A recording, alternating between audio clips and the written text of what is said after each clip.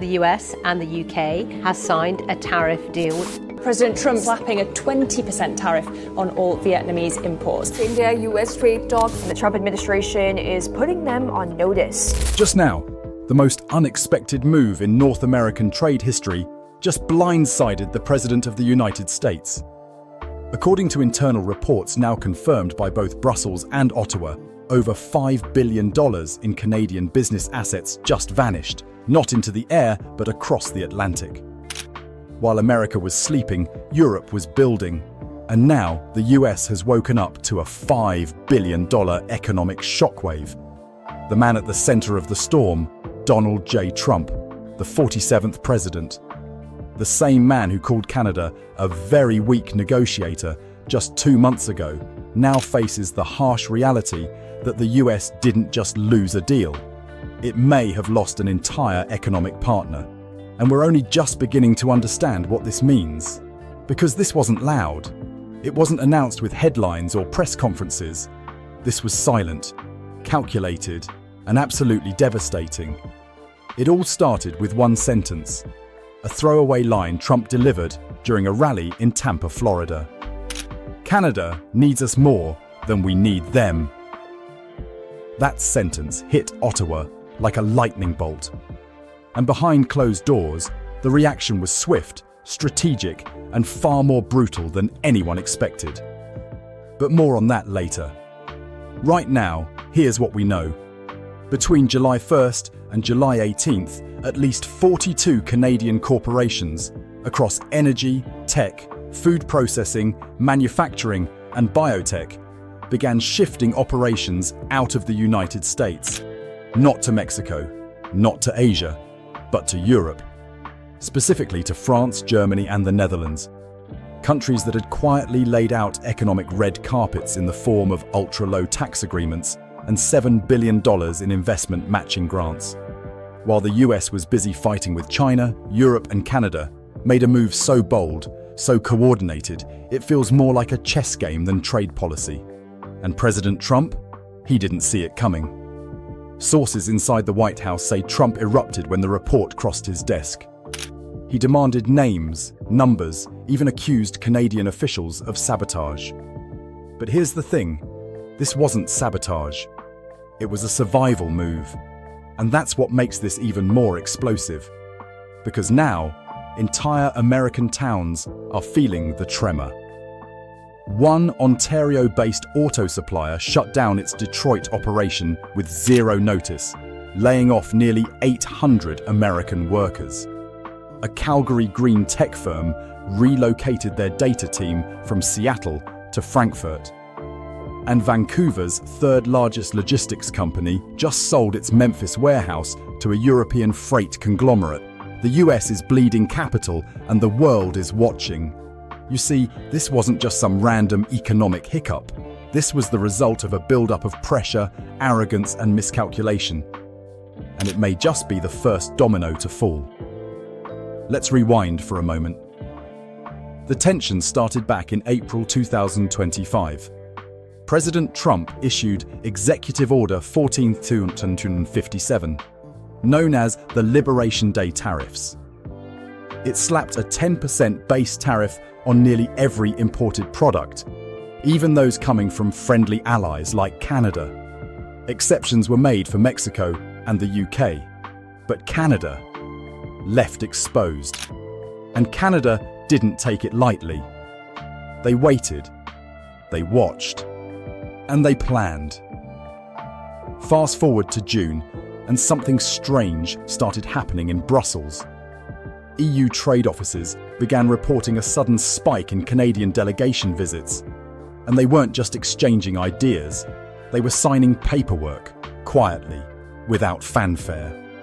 Those meetings birthed the Cross-Atlantic Economic Corridor Agreement, a direct economic fast lane between Canadian manufacturers and European markets, bypassing the US completely.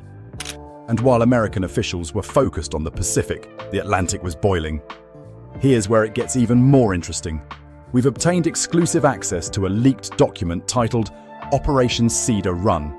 It outlines Canada's planned withdrawal from American logistics hubs, outlining timelines for job cuts, lease terminations, and rerouted supply chains, all finalized before July 4th.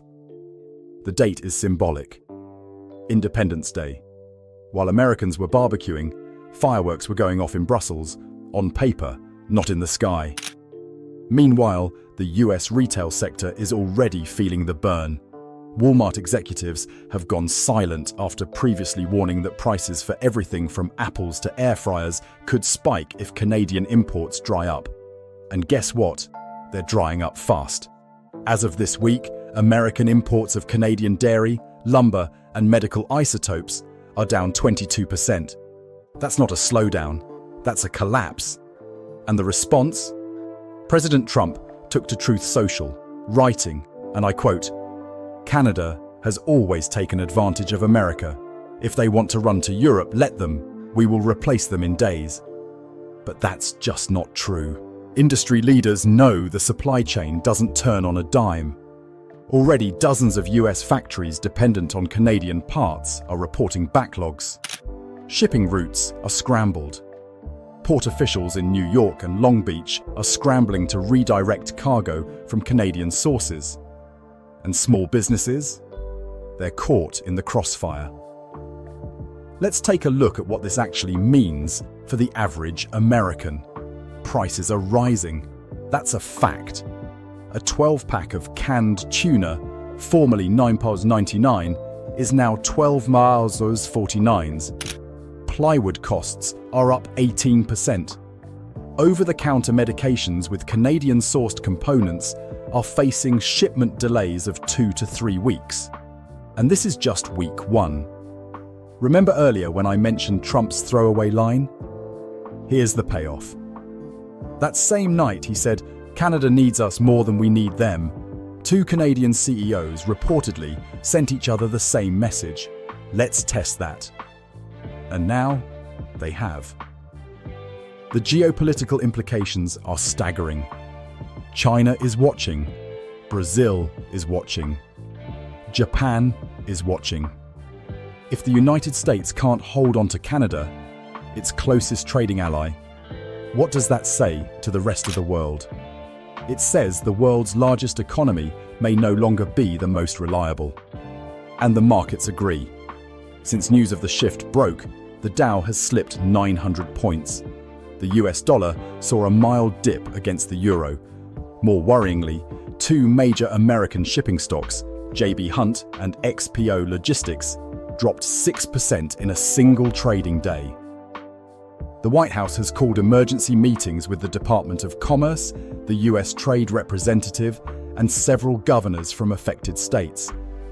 But so far, there's no official plan to reverse the damage. Because here's the truth, no one in Washington wants to say out loud.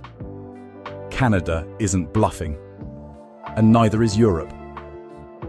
This is a power play. A realignment. A warning. And perhaps most importantly, a test of whether American dominance still means what it used to. One senior European diplomat was quoted anonymously this week saying, "If America wants to isolate itself, the world will move on without it." Canada just proved that. So what happens now? Will President Trump retaliate with more tariffs, driving prices up even further? Will more Canadian companies follow suit? Will Mexico or South Korea follow Canada's lead? Right now, no one knows. But one thing is clear. This is not just a trade story. This is a story about pride, about trust, about what happens when a superpower gets too comfortable and assumes everyone else will just fall in line. It didn't happen this time. And the result is a $5 billion exit, a fractured trade relationship, and a rapidly shifting global map.